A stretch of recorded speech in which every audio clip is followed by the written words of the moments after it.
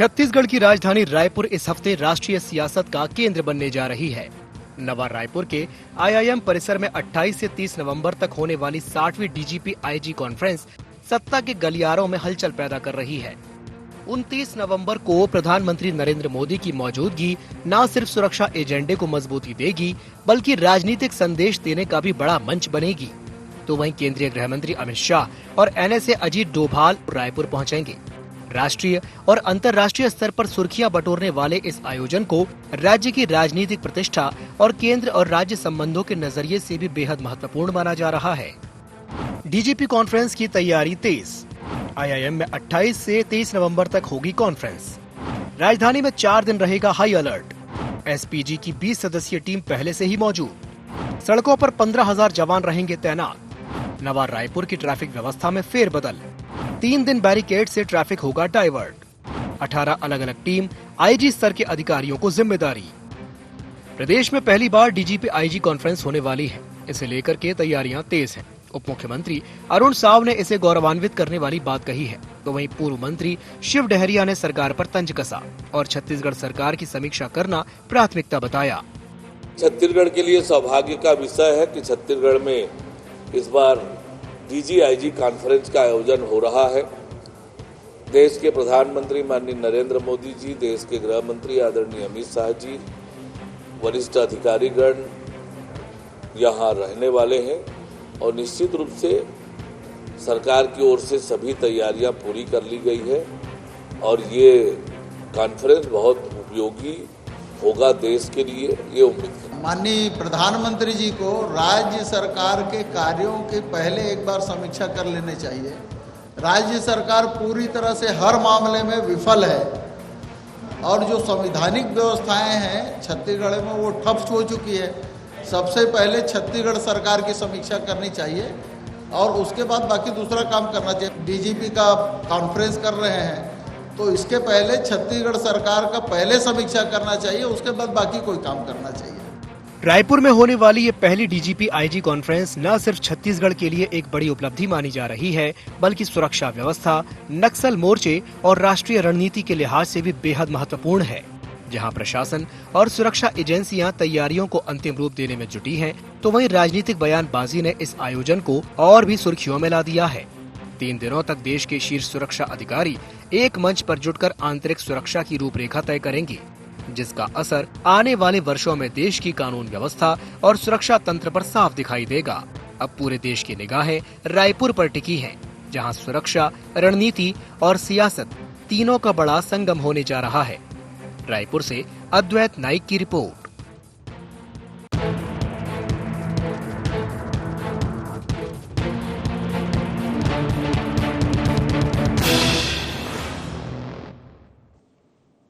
नमस्कार, जय जोहार, गुहार। छत्तीसगढ़ में आप सभी का स्वागत है। मैं हूं आपके साथ दिव्यांशु जोशी। तो छत्तीसगढ़ में डीजीपी आईजी कॉन्फ्रेंस होने वाली है। 28 से 30 नवंबर तक होने वाले इस आयोजन को लेकर के तैयारियां आखिरी दौर में पहुंच चुकी हैं। सुरक्षा के लिहाज से अधिकारियों की बैठक हो रही है, क्योंकि इस सम्मेलन में शामिल होने के लिए प्रधानमंत्री नरेंद्र मोदी और केंद्रीय गृह मंत्री अमित शाह छत्तीसगढ़ पहुंचेंगे। लेकिन इससे पहले सियासी तपिश भी बढ़ गई है। जहां एक और बीजेपी से पूरे देश की कानून व्यवस्था और ज्यादा दुरुस्त करने वाला कदम बता रही है, तो वहीं कांग्रेस कॉन्फ्रेंस को लेकर के कानून व्यवस्था पर ही सवाल उठा रही है। इसी विषय को लेकर के आज हम चर्चा करेंगे, लेकिन चर्चा करने से पहले जान लेते हैं क्या है आज के गुहार पॉइंट्स।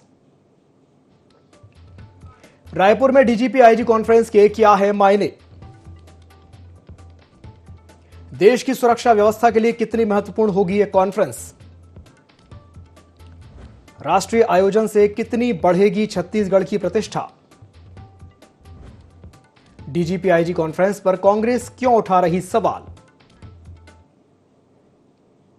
तो चलिए इन्हीं कुछ पॉइंट्स को लेकर के चर्चा को विस्तार देते हैं। कुछ खास मेहमान हमारे साथ चर्चा में जुड़ रहे हैं। हमारे साथ चर्चा में जुड़ रहे हैं अभय नारायण जी। अभय नारायण जी प्रवक्ता हैं छत्तीसगढ़ कांग्रेस के। साथ ही साथ हमारे साथ जुड़ रही हैं शताब्दी पांडे जी। शताब्दी जी प्रवक्ता हैं छत्तीसगढ़ बीजेपी की। आप दोनों मेहमानों का बहुत बहुत स्वागत है। साथ ही साथ हमारे साथ जुड़ेंगे मनीष गुप्ता जी, जो कि वरिष्ठ पत्रकार हैं। मनीष जी, आपका भी स्वागत है। तो चलिए शुरुआत करते हैं अभय नारायण जी से ही। अभय नारायण जी, आप कह रहे हैं कि भाई ये जो कॉन्फ्रेंस है, इससे पहले जो समीक्षा होनी चाहिए वो छत्तीसगढ़ सरकार के कामकाज पर होनी चाहिए। क्यों, ऐसा क्यों हुई? अभय नारायण जी। जोशी जी, सबसे पहले तो छत्तीसगढ़ की धरती पर पूरे देश के डीजीपी और आईजी आ रहे हैं। स्वयं प्रधानमंत्री, गृह मंत्री और एनएससी के प्रमुख अजीत डोभाल जी रहेंगे, तो इतनी प्रमुख हस्तियों का तो स्वागत है। और यहां से अगर कोई रास्ता निकलता है, जो देश की कानून व्यवस्था और आंतरिक व्यवस्था बिगड़ी हुई है, और छत्तीसगढ़ की तो मैं इस मायने में समीक्षा होनी चाहिए कि 2 साल की सरकार की सबसे बड़ी उपलब्धि, सबसे बड़ा दाग बलौदा बाजार में एसपी और कलेक्टर कार्यालय का चलना, तो समीक्षा तो होनी चाहिए।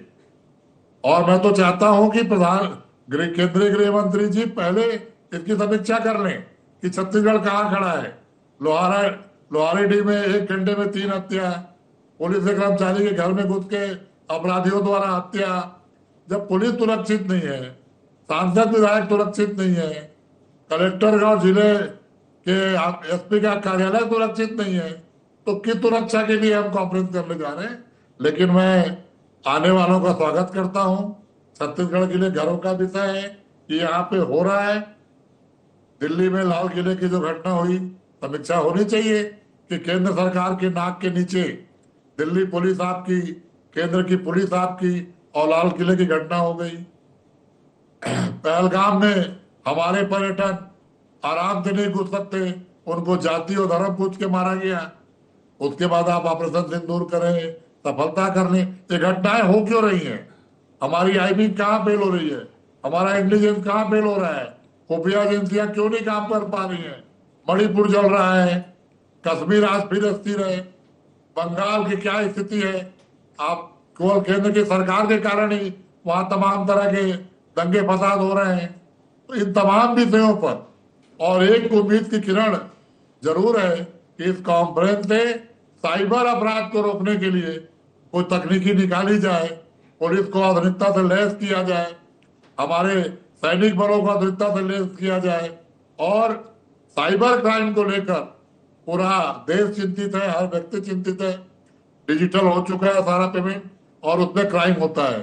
1 सेकंड में एक गलती से सारे जीवन की कमाई गायब हो जाती है। डिजिटल अरेस्ट किया जा रहा है, ब्लैकमेलिंग की जा रही है। उसको लेके कोई तकनीकी निकले तो सफलता कहलाएगी। ठीक है, आपने अलग अलग राज्यों को लेकर के बातें गिना दी। अब थोड़ा छत्तीसगढ़ को लेकर के कुछ कहेंगे? जिस तरीके से हम देख रहे हैं कि नक्सली घटनाओं में जो कमी आई है, नक्सली घटनाएं पिछले कुछ समय से घटी हैं, या जो सरेंडर देखने को मिल रहे हैं, उस पर कुछ कहेंगे अभय जी? मैंने स्वागत किया इस कॉन्फ्रेंस का जी, और निश्चित रूप से छत्तीसगढ़ में इसलिए किया जा रहा है कि छत्तीसगढ़ की police, SPO, commando, Bastar fighter और जो सशस्त्र बल छत्तीसगढ़ में है, उनकी ये बड़ी सफलता है। बहुत जीवितता से उन्होंने हर मौसम, चाहे बरसात रहा हो या आज 12-13 डिग्री की ठंड हो, आज वो जंगल में डटे हुए हैं। हिड़मा जैसे खूंखार नक्सली का समापन हमारी सेना ने किया है, तो इनकी चर्चा होगी, और शायद इसीलिए छत्तीसगढ़ में एक कॉन्फ्रेंस की जा रही है। जी जी जी जी, तो इसका तो स्वागत है। ठीक है, शताब्दी जी, आपकी प्रतिक्रिया? जी नमस्कार दिव्यांशु जी, नमस्कार। अभय नारायण जी और हमारे साथी पत्रकार जो हमारे साथ जुड़े हैं। हम सबके लिए बहुत ही आनंद और गर्व का विषय है कि देश की ये चौथी कॉन्फ्रेंस डीजीपी की जो राष्ट्रीय सुरक्षा के मुद्दे से जुड़ी हुई है, और ये एहसास दिलाती है कि छत्तीसगढ़ का भी इन 25 वर्षों में कोई अस्तित्व बन चुका है पूरे देश में। निश्चित रूप से छत्तीसगढ़ की धरती पर, छत्तीसगढ़ के अमन चैन पर, छत्तीसगढ़ की सुरक्षा पर देश के प्रधानमंत्री जी और गृह मंत्री जी ने विश्वास जताते हुए इतनी महत्वपूर्ण कॉन्फ्रेंस यहां रखी है। इस बात का प्रतीक है कि अमन, चैन और सुरक्षा, विकास की गंगा बह रही है इन 25 वर्षों में छत्तीसगढ़ में। यह हम सबके लिए बहुत गर्व का विषय है। और जो राष्ट्रीय सुरक्षा का मुद्दा होता है, इसको बहुत हमको संकुचित तरीके से नहीं देखना चाहिए। इसका पूरे इंटीग्रेटेड वे में पूरे देश के लिए विषय होता है। जहां नक्सलवाद को हम छत्तीसगढ़ में खत्म कर रहे हैं, वहीं हमको ये भी देखना होगा कि आसपास के राज्यों में किस प्रकार का सम्मिलित प्रयास हो रहा है। निश्चित रूप से एक जो मॉडल छत्तीसगढ़ ने प्रस्तुत किया है, जो हमारे अमित शाह जी ने, हमारे गृह मंत्री जी ने जो डेडलाइन दी थी उसके पहले ही छत्तीसगढ़ ने इसको समाप्त कर दिखाया है। छिटपुट थोड़े बहुत जो बचे होंगे वो भी अब सरेंडर करने की मांग कर रहे हैं। तो ये बताता है कि एक अच्छा मॉडल प्रस्तुत हुआ है छत्तीसगढ़ में। हो सकता है इस पर भी बहुत चर्चा हो और अन्य राज्यों के लिए एक आदर्श बने। निश्चित रूप से ये ज्ञान आदान प्रदान की कॉन्फ्रेंस होगी जिसमें हम अन्य राज्यों की बेस्ट प्रैक्टिसेस को जानेंगे और अपने राज्य में अपनाएंगे। हमारे राज्य की बेस्ट प्रैक्टिसेस को अन्य राज्य के लोग देखेंगे और बात करेंगे। निश्चित रूप से छत्तीसगढ़ का एक अलहदा मॉडल है। क्योंकि मैं भी राष्ट्रीय स्तरों में भाग लेती रही बाल संरक्षण आयोग की अध्यक्ष के रूप में, तो सुप्रीम कोर्ट की कई मैंने कॉन्फ्रेंसेस अटेंड किए तो मैंने देखा कि वहां एक बात होती है कि छत्तीसगढ़ को जिस नजर से देखा जाता है, छत्तीसगढ़ वैसा है नहीं, बहुत प्रोग्रेसिव है, बहुत विकास किया है, यहाँ के लोग काफी ज्ञानवान हैं और यहाँ लोक संस्कृति को लेकर, लोक जन जीवन के विकास को लेकर काम किया जाता है। एक अलग पहचान छत्तीसगढ़ की राष्ट्रीय स्तर पर है। हम सब पूरे प्रदेशवासी हमारे प्रधानमंत्री जी, गृह मंत्री जी का धन्यवाद करते हैं कि उन्होंने छत्तीसगढ़ की धरती को चुना, भारतीय जनता पार्टी की सरकार और विष्णुदेव साई जी की सरकार की सफलता को चुना। जी जी, शताब्दी जी, कांग्रेस जो इस कॉन्फ्रेंस पर सवाल उठा रही है उस पर क्या कहेंगी? उस पर तो यही कहूंगी कि इनको सवाल उठाकर अपने अहमियत को कम नहीं करना चाहिए, क्योंकि ये यदि चश्मा नहीं बदलेंगे तो इनके ऊपर यही आरोप लगेगा कि ये केवल और केवल राजनीति करना चाहते हैं, छत्तीसगढ़ का विकास नहीं चाहते हैं। ये इसलिए विरोध कर रहे हैं कि इनको सुरक्षित छत्तीसगढ़ नहीं चाहिए। ये मैं कहूंगी यदि विरोध करेंगे तो, लेकिन अभय नारायण जी ने जिस प्रकार से स्वागत किया है उस वजह से मैं ये कहूंगी कि हमारे सीनियर प्रवक्ता अभय नारायण जी ने बहुत गंभीरता दिखाते हुए बहुत अच्छा स्वागत किया, धन्यवाद। लेकिन जो हम देख रहे हैं कि भूपेश बघेल जी असंवैधानिक भाषाओं का प्रयोग करते हुए बात कर रहे हैं, दीपक बैद जी कुछ कह रहे हैं, ये बिल्कुल अच्छी बात नहीं है। क्योंकि यदि हमें सुरक्षित छत्तीसगढ़ चाहिए तो इसका विरोध नहीं करना चाहिए। ऐसा करके कांग्रेस पार्टी अपना स्वयं की डिग्निटी को खत्म कर रही है, कमजोर कर रही है। कहीं ना कहीं इनको ये लगता है कि एक कमजोर छत्तीसगढ़ रहे, अविकसित छत्तीसगढ़ रहे, यहाँ किसी प्रकार का विकास न हो और देश के नक्शे में कहीं छत्तीसगढ़ का स्थान न बने, और इनकी राजनीति चलती रहे। तो इस प्रकार से इनको नहीं करना चाहिए, इसका विरोध ना करके स्वागत करना चाहिए। अपने घर आए पहुना के हमन सब जन स्वागत करथन, वैसे हमारे छत्तीसगढ़ के लोग मनला अमर पहुना के स्वागत करना चाहिए, यही मैं कहता हूँ। ठीक ठीक ठीक, चलिए अभय जी मैं आपके पास आऊंगा, थोड़ा मनीष जी से एक रिएक्शन ले लूं, उसके बाद मैं आपके पास आता हूं। मनीष जी, मेरा सवाल आपसे यही रहेगा कि ये जो कॉन्फ्रेंस होने जा रही है डीजीपी आईजी कॉन्फ्रेंस, देश की सुरक्षा व्यवस्था के लिए आपको क्या लगता है ये कितनी महत्वपूर्ण साबित होगी? मनीष जी। देखिए, ये जो डीजीपी आईजी कॉन्फ्रेंस जो है ये निश्चित रूप से छत्तीसगढ़ में इसका आयोजन होना ये बड़ी बात है। और जिस तरीके से हम देख रहे हैं कि छत्तीसगढ़ के गठन के 25 वर्ष हो गए हैं, लेकिन इन 25 वर्षों के दौरान छत्तीसगढ़ में जो नक्सल जो प्रॉब्लम है ये एक नासूर की तरह खड़ी थी, लेकिन जिस तरीके से इसका खात्मा हुआ ये अपने आप में या खात्मा के कगार पर पहुंच गया, ये अपने आप में बड़ी बात है। और मुझे लगता है कि ये इस मॉडल पर भी चर्चा होनी चाहिए। देखिए, देश में या अंतर्राष्ट्रीय स्तर पर जिस तरीके से गुरिल्ला रणनीति के आधार पर जो है युद्ध लड़े गए हैं कई जगह, तो वहां पर जो है वहां जो विदेशी सैनिकों को मुंह की खानी पड़ी है। नक्सलवाद भी गुरिल्ला तकनीक से लड़ा जाने वाला एक लड़ाई है या युद्ध है जिसको हम कहें, और उस पर हमारे सुरक्षा बलों ने जिस तरीके से उससे निपटा है या निपट रहे हैं ये अपने आप में बड़ी बात है। इसके अलावा एक बात और कहना चाहूंगा, देखिए समय के साथ साथ जो है अपराधों की प्रवृत्ति बढ़ती है, अपराधों में और जिस तरीके से हम हाईटेक हो रहे हैं, ये जो हाईटेक जो है ये कहीं ना कहीं टेक्नोलॉजी को बेस बना करके जो क्राइम बढ़ रहा है, जैसे साइबर क्राइम या हम अगर ये मादक द्रव्यों का व्यवसाय देखें, ये भी काफी हद तक जो है वो छत्तीसगढ़ जो है ना उनसे प्रभावित रहा है। और हाल के दिनों में अगर कुछ इस प्रकार की जो देश विरोधी गतिविधियां भी जो है वो कहीं ना कहीं कुछ हलकों में देखने को मिली हैं, तो मुझे लगता है कि ये सारी चीजें जो है वो कहीं ना कहीं से इनसे लड़ने के लिए एक समग्र दृष्टिकोण जो होना चाहिए। देखिए, प्रधानमंत्री आ रहे हैं, देश के गृह मंत्री भी मौजूद रहेंगे, और जिस तरीके से सारे डीजीपी आईजी यहाँ पर मौजूद रहेंगे, उनसे बहुत सारी चीजें निकल करके आएंगी। मुझे लगता है कि देश को सुरक्षित करने की दिशा में, छत्तीसगढ़ को सुरक्षित करने की दिशा में इस कॉन्फ्रेंस का बड़ा महत्व है। मुझे लगता है कि इस पर राजनीति भी नहीं होना चाहिए। देखिए, सरकारें आएंगी जाएंगी, अगर आपका छत्तीसगढ़ सुरक्षित रहेगा, आपका देश सुरक्षित रहेगा, तो आप उसके बाद राजनीति जरूर कर सकते हैं। पर मुझे लगता है कि ये एक बड़ा विषय है, और इस पर जो है राजनीतिक दलों को जो है एक समन्वय और एक आम सहमति के आधार पर आगे बढ़ना चाहिए। जी ठीक है। अभय जी, आपका रिएक्शन। मनीष जी ने बातें कही कि देश सुरक्षित रहेगा, तो राजनीति भी होगी, नागरिकों के लिए भी समुचित व्यवस्था, जो संवैधानिक अधिकार है, सम्मान से जीने का अधिकार है, ये तमाम चीजें तभी मिलेंगी जब आंतरिक सुरक्षा में हम अपने आप को स्पष्ट रूप से सुरक्षित महसूस करेंगे। और आज खतरा विदेश से, तो खतरे जो हैं, जो बाहरी खतरा है, उसका तो हम मुंहतोड़ जवाब दे रहे हैं, घर में घुस के मार रहे हैं, हम दूसरी भाषा में कह सकते हैं।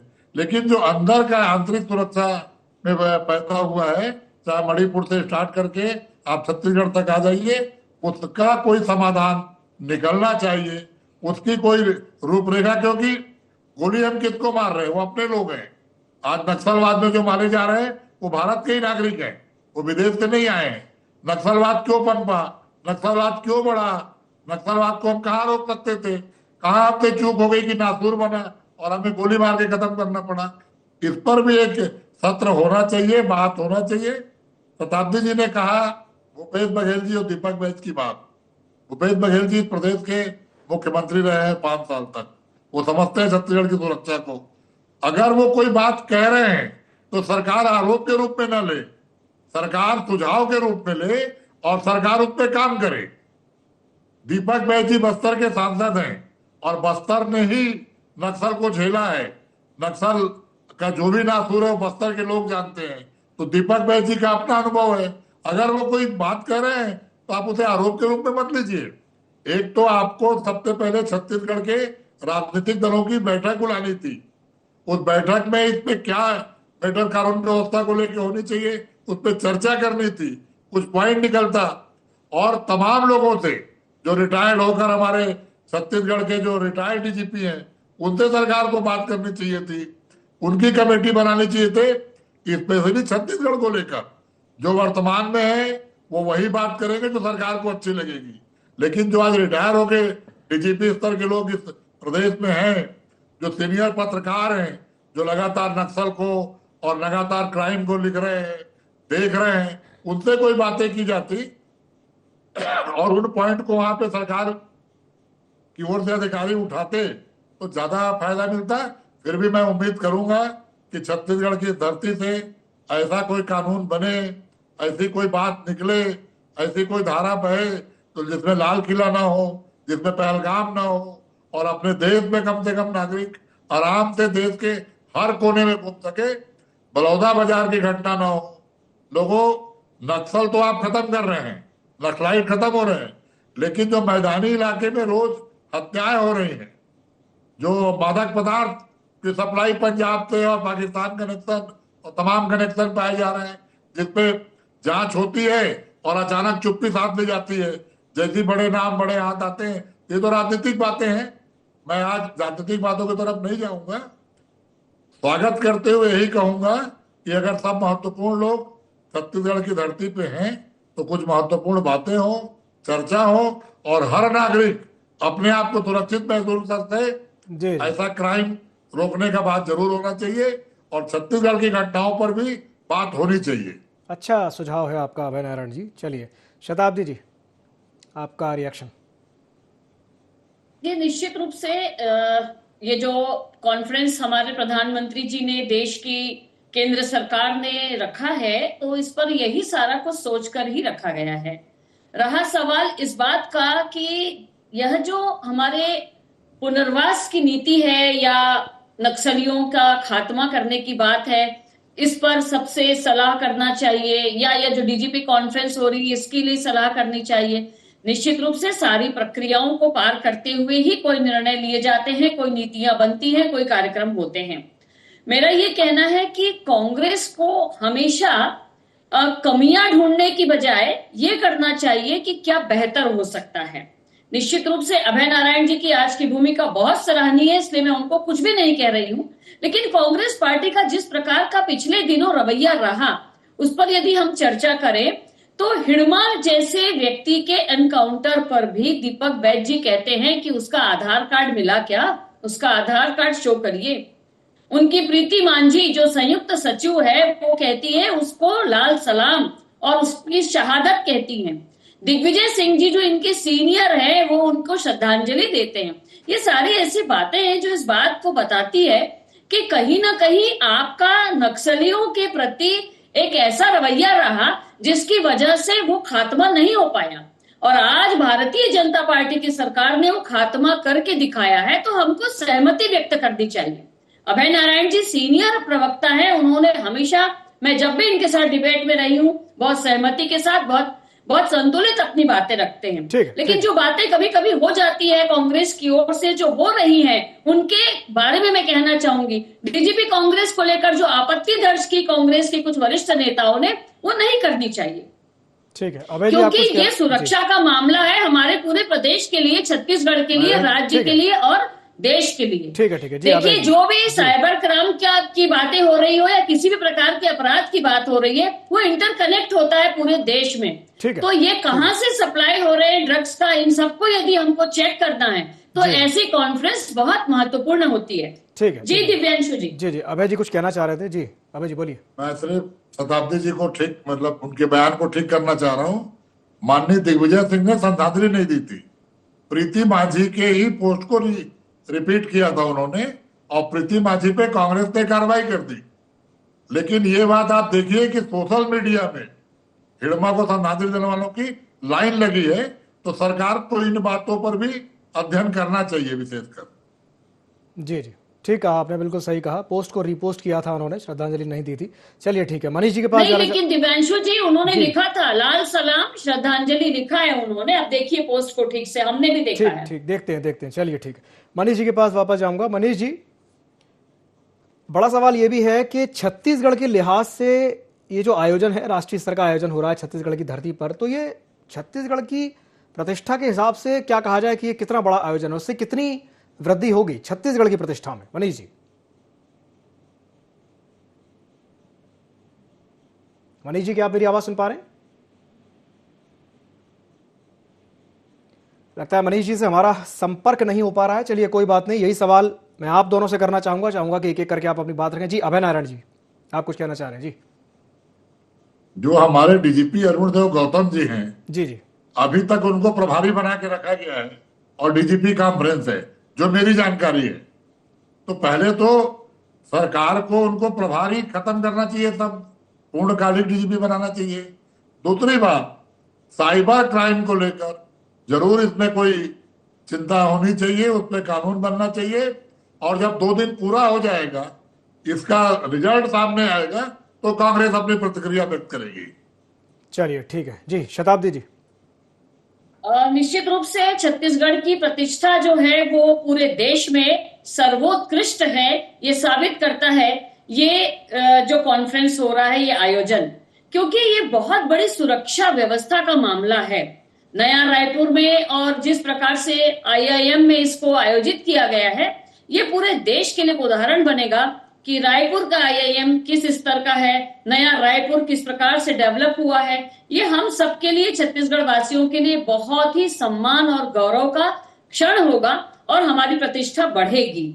और जिस प्रकार की व्यवस्था चाहिए थी केंद्र सरकार को, सारी व्यवस्थाएं देने में छत्तीसगढ़ सक्षम है, ये भी साबित होता है। क्योंकि आज कुछ दिनों के लिए, इन 3 दिनों के लिए यह जो पूरा परिसर है ये केंद्रीय स्तर पर डेवलप करके दिया जा रहा है उनको। बिल्कुल, जिस प्रकार से पीएमओ, जिस प्रकार से केंद्र सरकार के केंद्रीय मंत्री, गृह मंत्री होते हैं, उनके लिए जो व्यवस्थाएं चाहिए होती हैं, डीजीपी कॉन्फ्रेंस की जो डिजिटली जिस प्रकार की साउंड पोजीशन हमारी होनी चाहिए, वो सारे हम उनको देकर दे रहे हैं। किस प्रकार से हमारा नया रायपुर अभी डिजिटल हब बन रहा है, उसका भी एक बहुत बड़ा, क्योंकि सारे जितने भी डिजिटल क्षेत्र के हमारे आईटी पर्सन है दिव्यांशु जी, वो सब लगे हुए हैं इसमें। बिल्कुल, जी बिल्कुल, जी जी, आप क्या कह रहे हैं? मनीष जी हमारे साथ जुड़ गए हैं, उनसे मैं एक रिएक्शन लेता हूं, एक लास्ट रिएक्शन लेंगे, फिर चर्चा को विराम देंगे।